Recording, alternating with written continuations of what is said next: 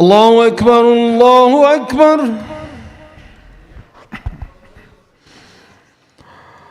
الله أكبر الله أكبر أشهد أن لا إله إلا الله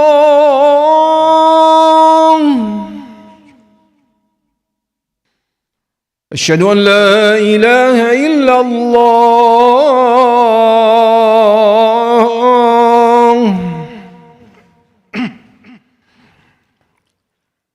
أشهد أن محمدًا رسول الله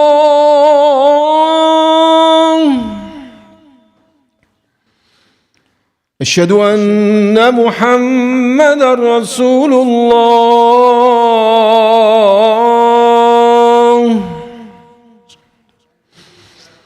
حي على الصلاة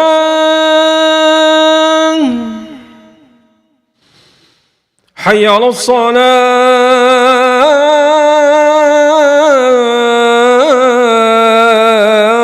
الصلاة حي على الفلاح حي على الفلاح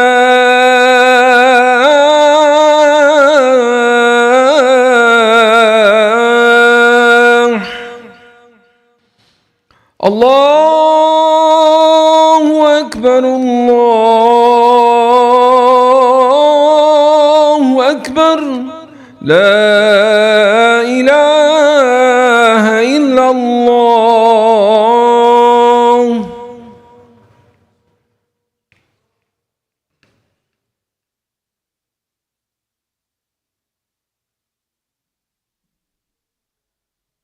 Before we begin the khutbah, if I can ask people to make as much room as possible, please come forward and fill out the right side of the masjid. A lot of people will be coming late today.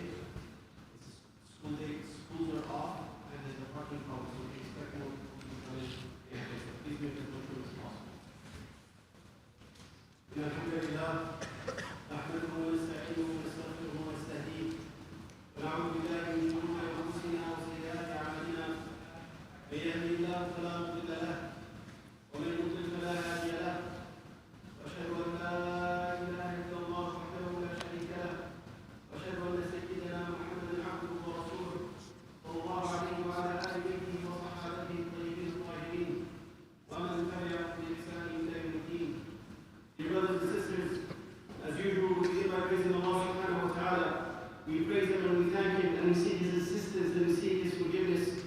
And we bear witness that there is no God worthy of worship except for Allah subhanahu wa ta'ala alone. And we bear witness that the Prophet Muhammad sallallahu alayhi wa sallam is His final messenger.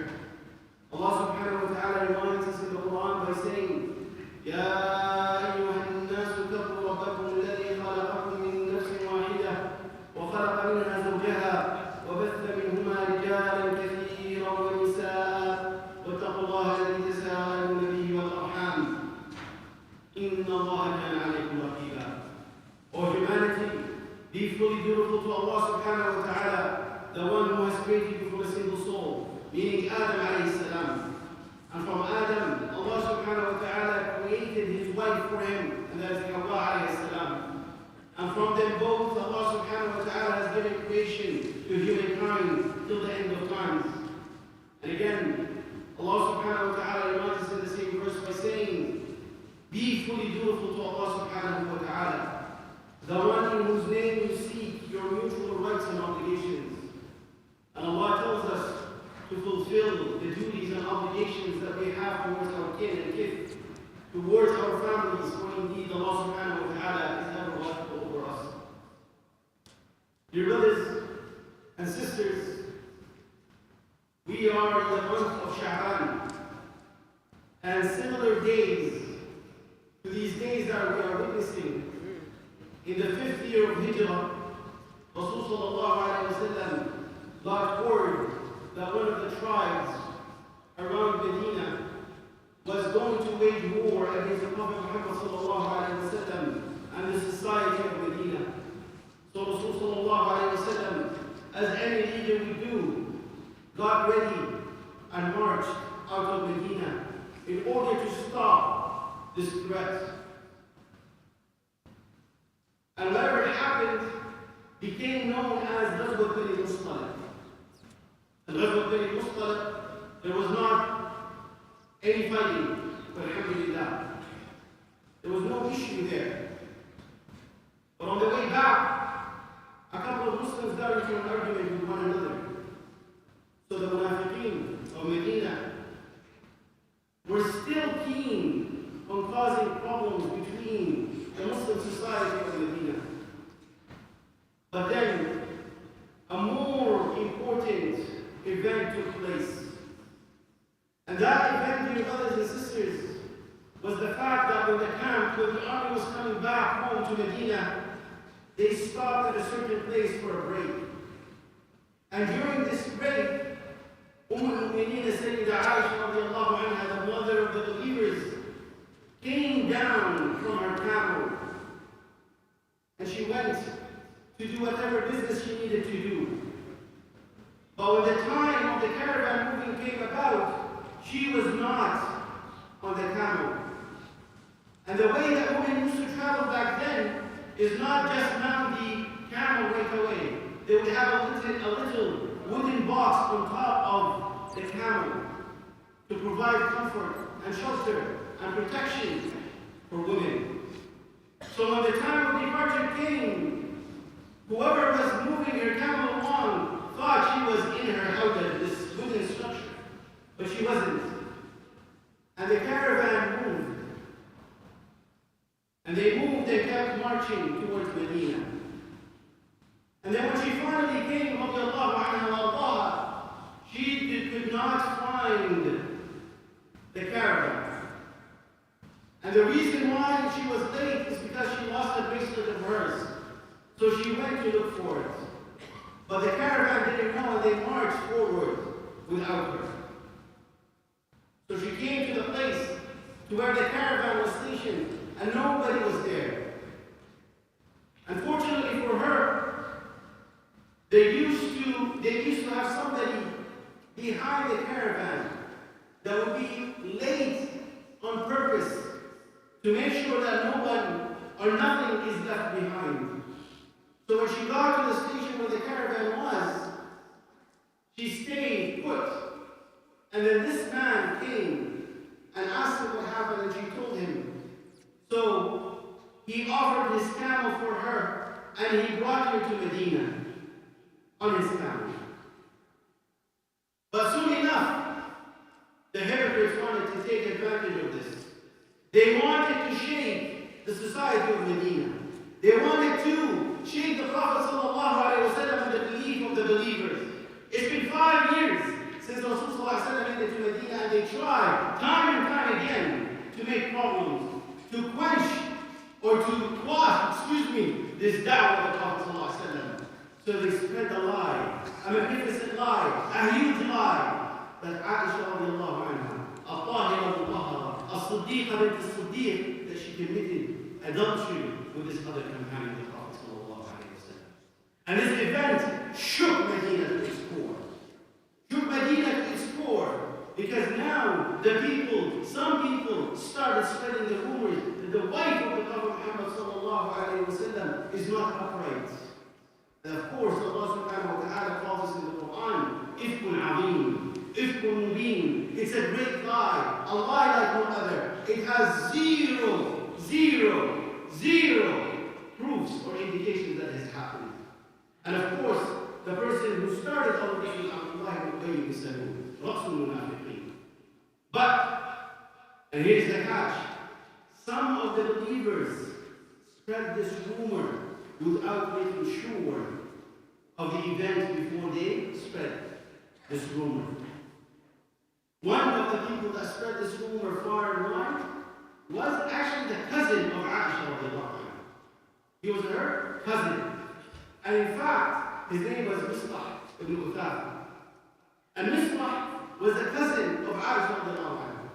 And Abu Bakr as-Siddiq radiallahu anhu himself used to provide money and provisions for him. He lived off the money and the assistance that he was given from Abu Bakr as-Siddiq radiallahu anhu. Who knows what he was thinking? But he fell into this trap. He fell into this trap, and he was one of the people who talked badly about his cousin, about the wife of the Prophet Muhammad and the daughter of the man who literally feed him. He fell in those traps. And this issue of ifk, of great lie, of accusation of Aisha remained in Medina for a month, for an entire month. And there was nothing happening this month. Aisha got sick, and she actually didn't know what was happening. But she did notice that the Prophet Muhammad's treatment with her was not the same. She felt that Rasulullah emotionally was cold to her, but she couldn't understand what was happening. Because she was sick, and she was not getting in touch with other people, so she doesn't know what was happening. Until a month later, Allah subhanahu wa ta'ala declared her innocence, that she is free of these accusations, and she did not do any of this, and she would not be able to do something like this for being who she is. And when her innocence was declared by Allah subhanahu wa ta'ala Almighty, Abu Bakr as-Siddiq, of course, was upset for his daughter, was upset for the Prophet Muhammad sallallahu alayhi wa sallam, was upset for this insane event that took place in Medina. So what he did was he said, Wallah, by Allah, I should not give a single penny, the meaning of which I should not give a single penny anymore to this guy, because he has harmed me, he has harmed the Prophet ﷺ, and he has harmed Aisha. So what does Allah subhanahu wa ta'ala reveal instead? Allah subhanahu wa ta'ala reveals in response by saying, وَلَا يَأْتَلِ أُولُو الْفَضْلِ مِنكُمْ وَالسَّعَةِ أَن يُؤْتُوا أُولِي الْقُرْبَى وَالْمَسَاكِينَ وَالْمُهَاجِرِينَ فِي سَبِيلِ اللَّهِ وَلْيَعْفُوا وَلْيَصْفَحُوا أَلَا تُحِبُّونَ أَن يَغْفِرَ اللَّهُ لَكُمْ.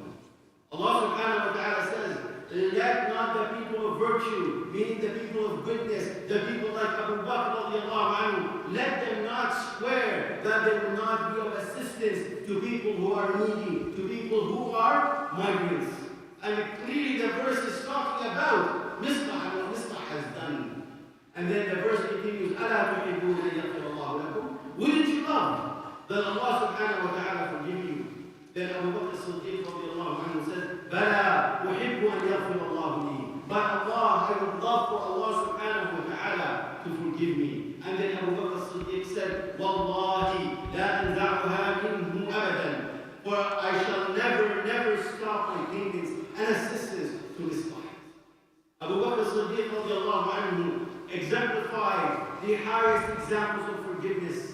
When he was hurt personally, on a personal level, on a family level, even at the expense of the Prophet Muhammad sallallahu alayhi wa sallam, he showed the greatest of examples.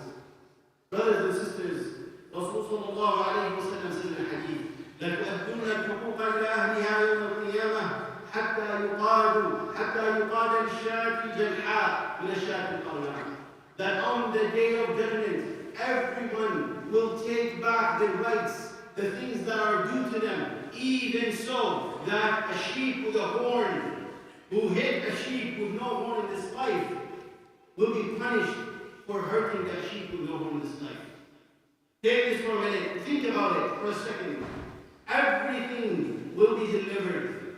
Justice will be delivered on the day of judgment. So much so that between animals themselves, justice will be delivered. Justice will be delivered and will be served. This is with animals. How about us, human beings, who have the capacity to think and make conscious decisions on our own?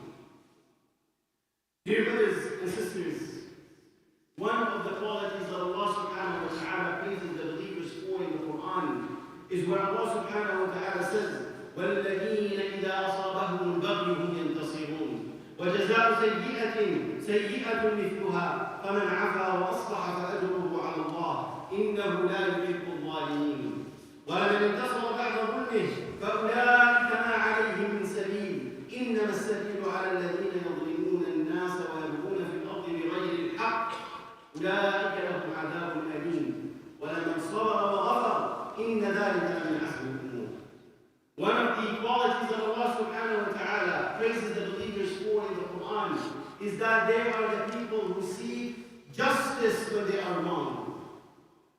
When you are wrong, Islamically speaking, you are praised when you seek justice to lift off the oppression that has happened onto you.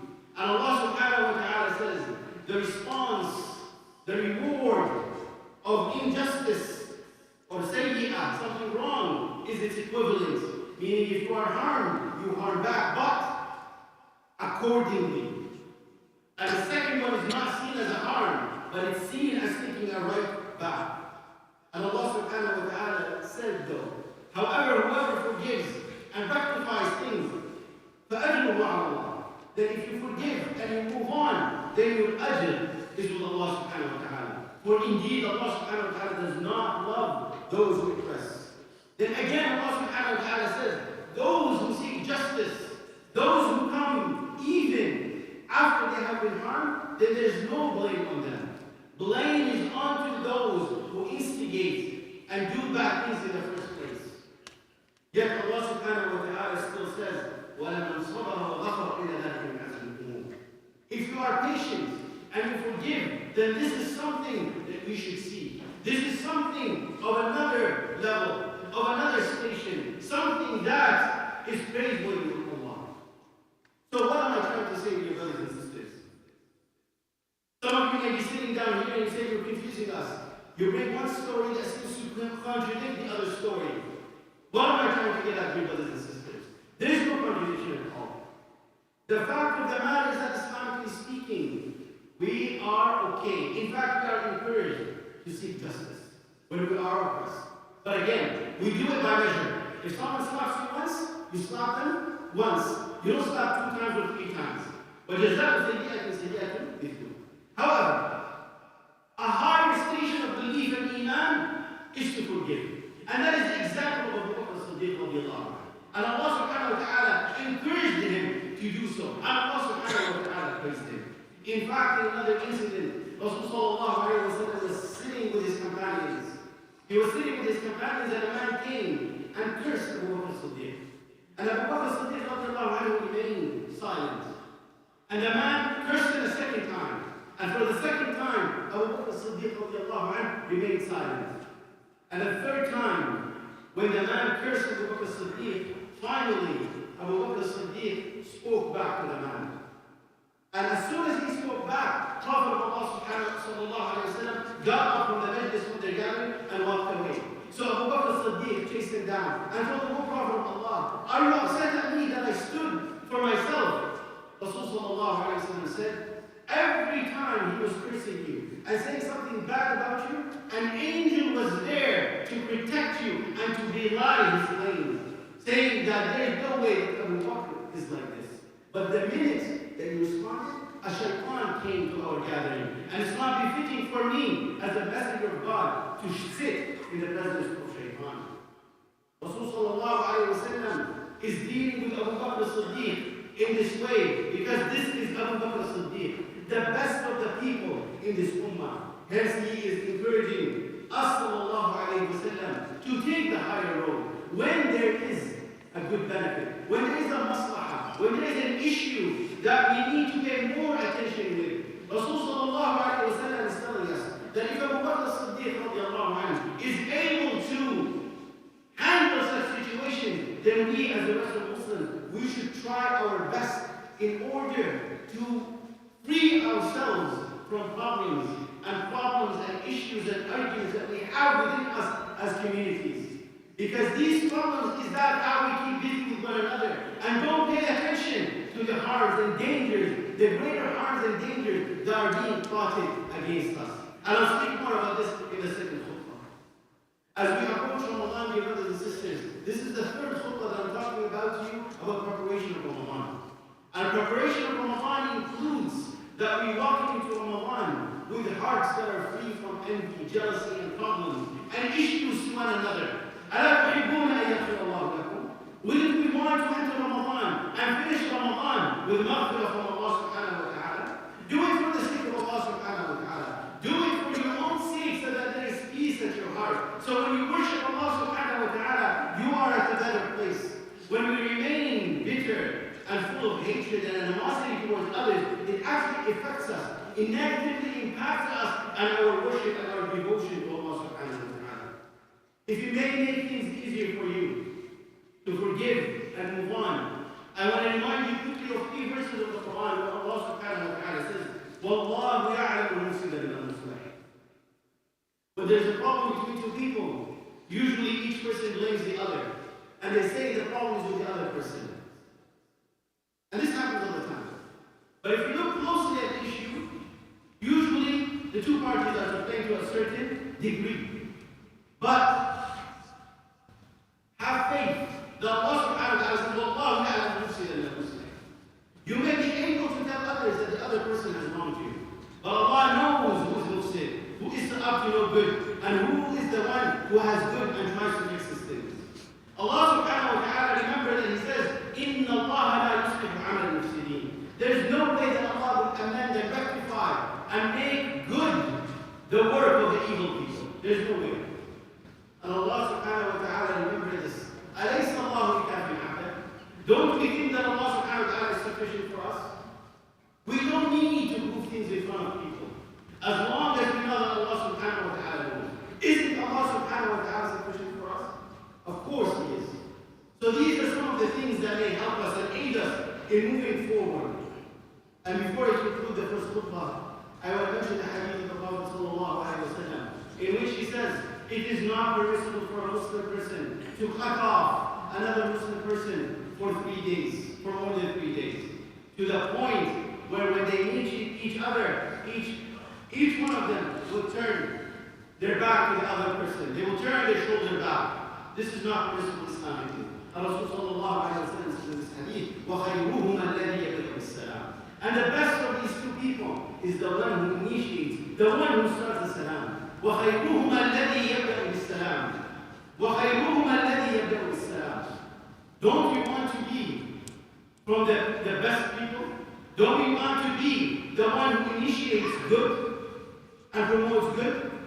So, brothers and sisters, take this with you and apply it where you can. وَخَيْرُهُمَ الَّذِي يَبْدَأُ بِالسَّلَامِ. أقول قولي هذا وأستغفر الله العلي العظيم لي ولكم ولسائر المسلمين من كل ذنب فاستغفروه إنه هو الغفور.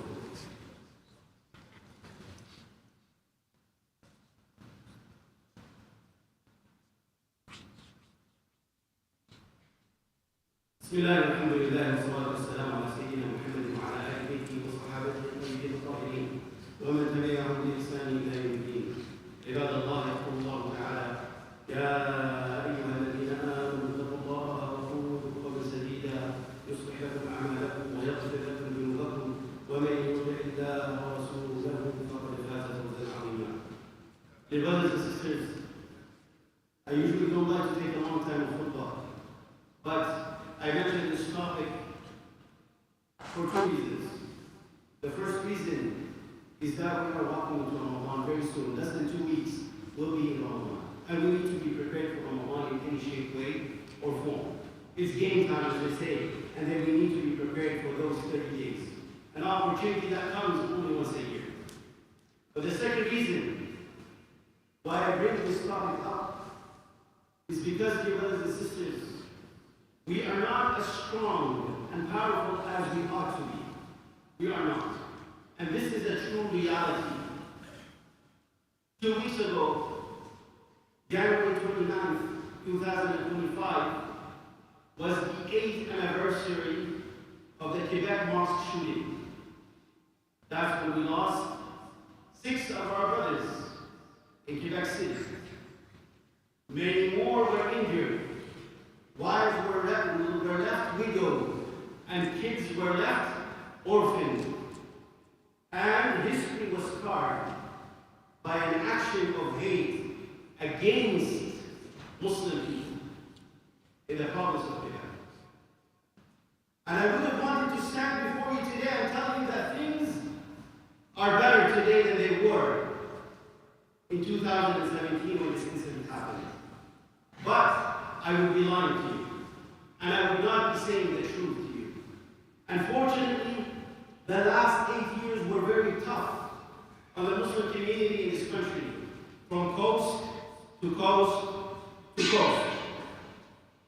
In London, Ontario, an entire family, 3 or 4 generations of Muslims, were ran over by somebody whose heart was full of hate.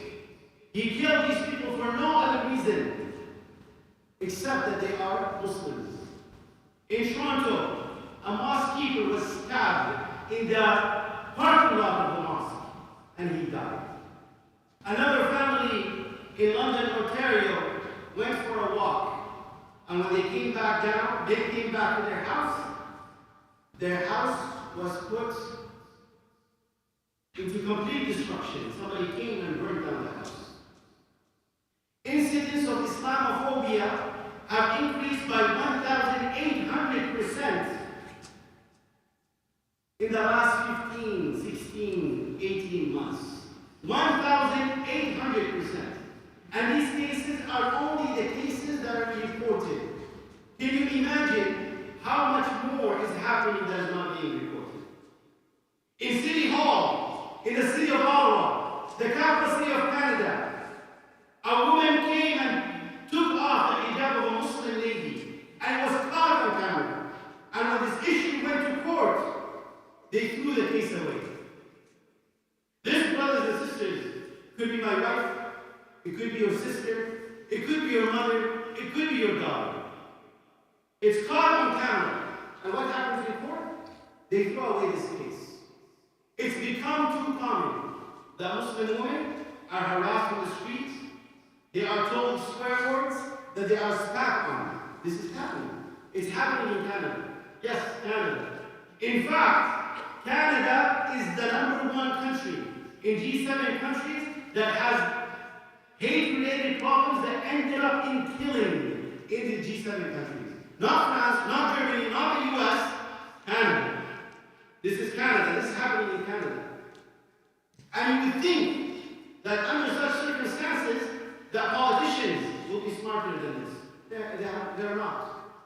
One example, in the province of Quebec, after this incident of the mosque shooting, they introduced Bill 21 that discriminates specifically against visible minorities who are religious.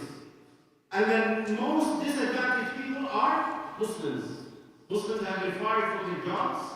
They have been harassed. They have been leaving the province because of this racist, this discriminatory law that the government introduced, and the courts in Quebec, unfortunately, have backed up the government on this. The good news is, though, the Supreme Court of Canada has agreed finally in late January to look into this case. And we Muslims, along with all other minorities, and in fact all Canadians, must be paying very close attention to this. Because the rights of the people are the same rights. Once they are taken from the Muslim people, tomorrow they will be taken from another group of people. So at the end of the day, we can take the Charter of Rights and Freedoms and the Constitution and throw it in the garbage, because there would be no more need for it. So we need to be paying close attention to what's happening in this case. If the Supreme Court of Canada decides that what the government of Quebec has done is wrong, then this is good news. If it doesn't, however, this will be a huge problem, like I mentioned, and not just for the Muslim community. It will be for every person in this country. Because once you let go of certain rights, all the rights will fall. But to bring that closer home, if the Supreme Government sides with the government of Quebec on this, then by law, and while using the notwithstanding clause, it is very conceivable it could happen that the government of Ontario or any other government come and tell us, you know what? Because of this notwithstanding clause, we can come and tell you, you are not even allowed to pray in your own masjid by law, and we cannot do anything about it. So we need to be paying very close attention and doing all that we can do in order for this to not happen. Dear brothers and sisters, we have to remember that the dangers and the problems that we are facing are great. In fact, this very own masjid was stripped out of its charitable status by the CRA at a time where supposedly a friendly government was in power. This has happened. Alhamdulillah, we were able to get that status back. But this happened under so-called friendly government. Some politicians today are really saying openly that anybody who participated in the pro-Palestinian anti-genocide protests, if these people amongst them don't have residence in Canada, then they'll be deported. And those who have Canadian citizenship amongst these people or have residence in Canada, they are easily called and thrown with the phrase of what? Terrorists or terrorist sympathizers. So you can be sure that if things don't get corrected, we are in for a crazy, crazy ride, dear brothers and sisters.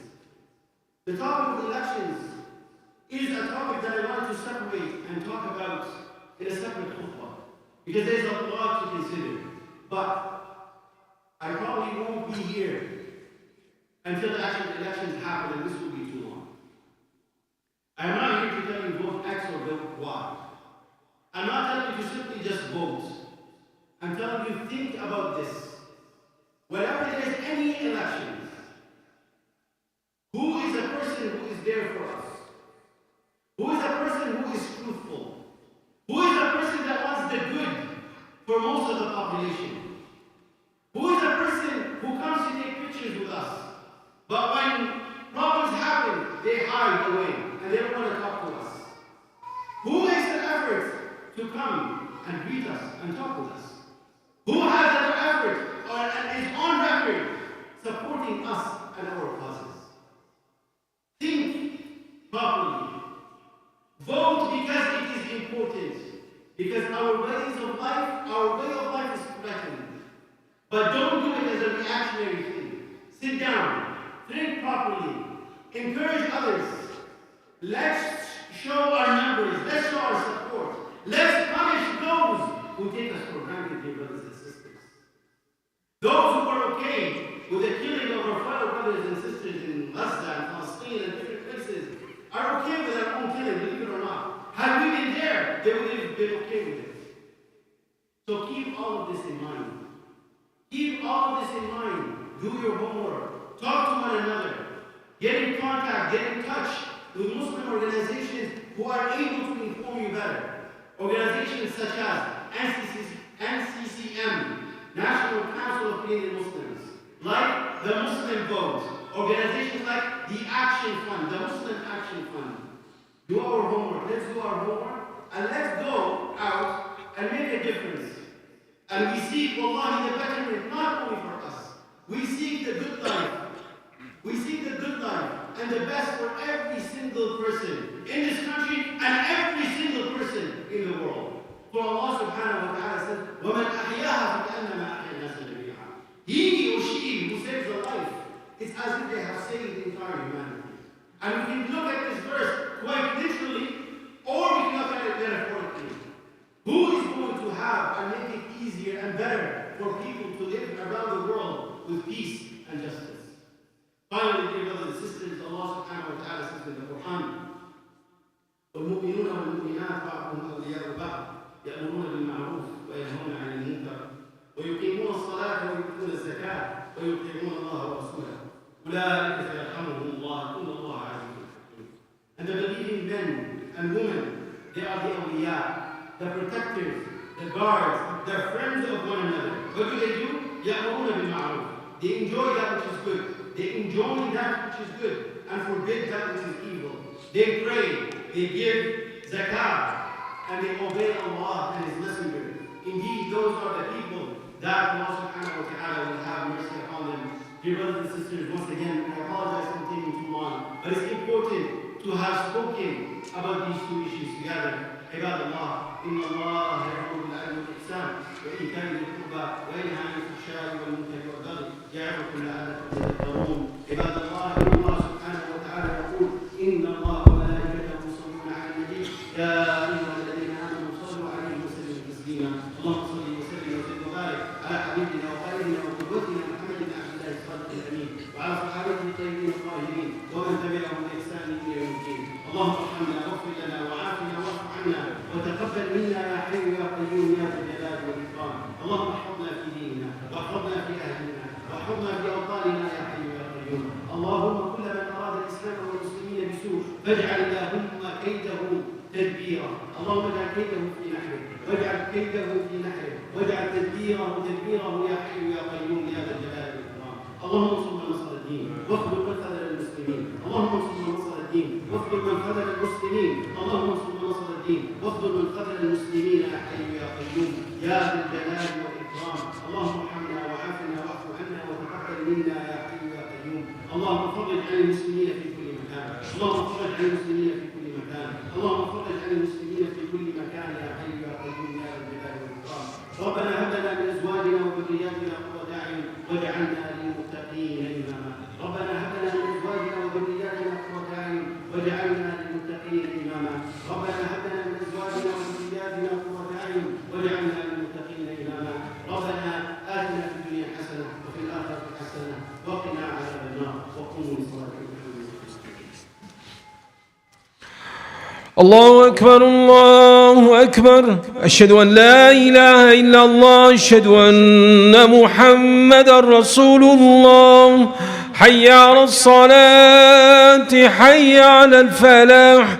قد قامت الصلاة قد قامت الصلاة. الله أكبر الله أكبر.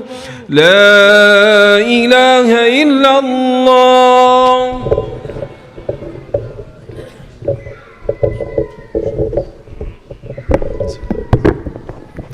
استووا واستقيموا واعتدلوا. الله يبارك فيكم. There is also a janazah after Jum'ah, inshallah. If you are able to join, highly encouraged. Barakallahu fikum. استووا واستقيموا واعتدلوا. Make sure that the back corner of the masjid is full. Make as much room as possible. Barakallahu fikum. استووا واستقيموا واعتدلوا.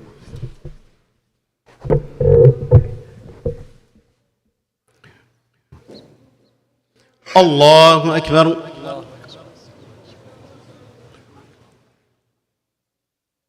بسم الله الرحمن الرحيم. الحمد لله رب العالمين الرحمن الرحيم مالك يوم الدين. إياك نعبد وإياك نستعين. اهدنا الصراط المستقيم صراط الذين أنعمت عليهم غير المغضوب عليهم ولا الضالين.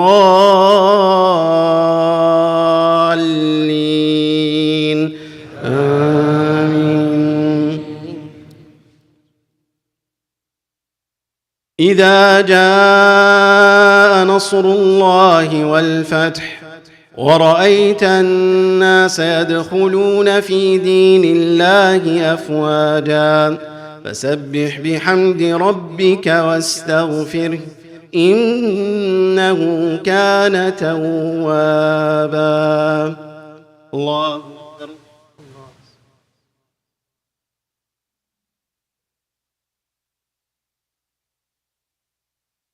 سمع الله لمن حمده. الله أكبر.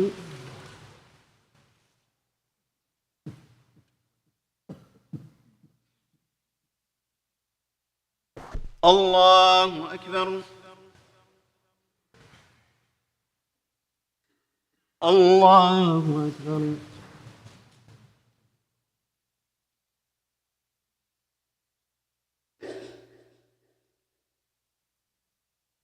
الله أكبر. بسم الله الرحمن الرحيم. الحمد لله رب العالمين الرحمن الرحيم مالك يوم الدين. إياك نعبد وإياك نستعين. اهدنا الصراط المستقيم صراط الذين أنعمت عليهم غير المغضوب عليهم ولا الضالين.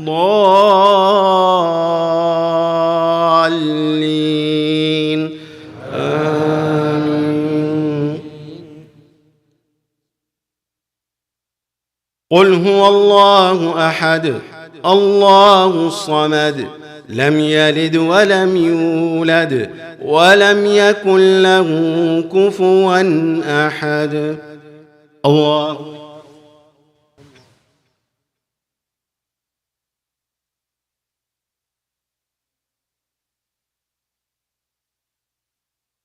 سمع الله لمن حمده.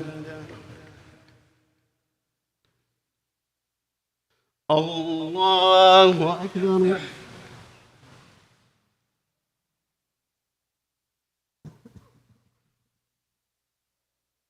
الله أكبر. الله أكبر.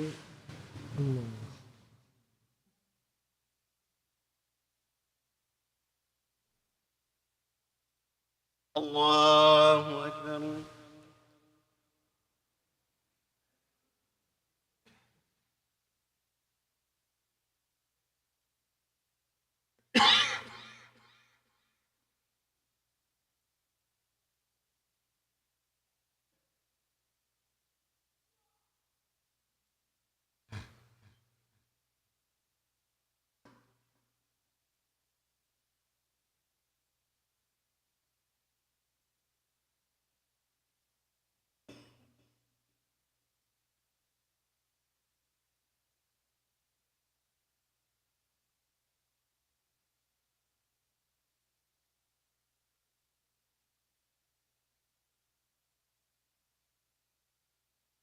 السلام عليكم ورحمة الله. السلام عليكم ورحمة الله.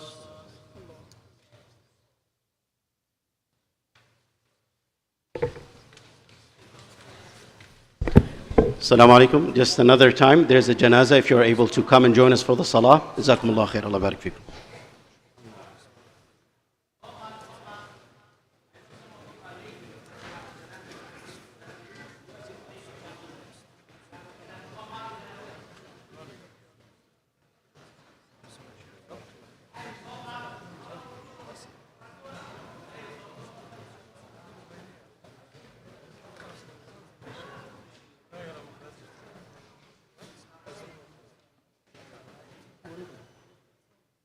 What is he?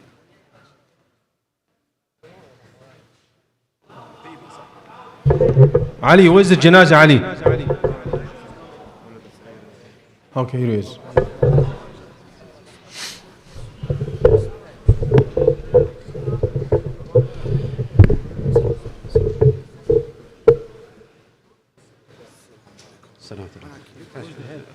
فين راسه؟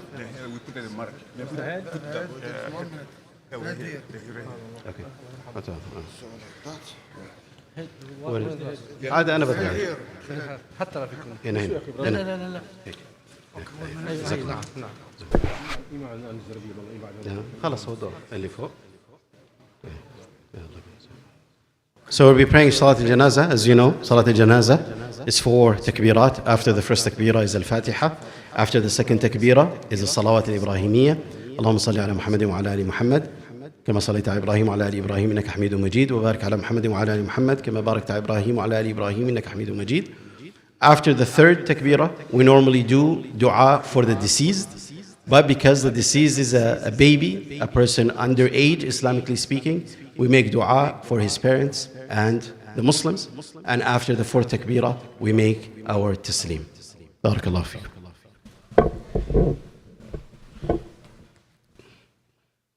Allahu Akbar.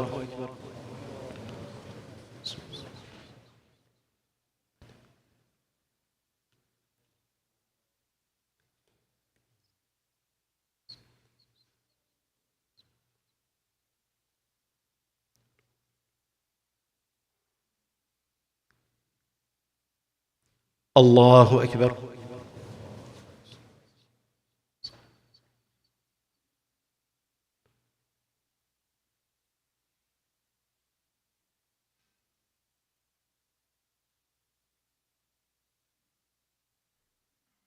Allahu Akbar.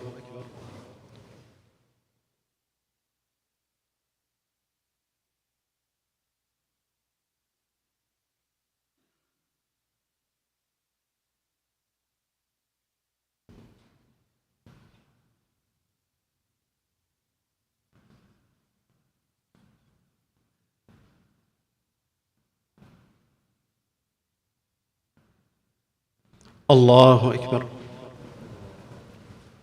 Assalamu alaikum wa rahmatullah. Assalamu alaikum wa rahmatullah.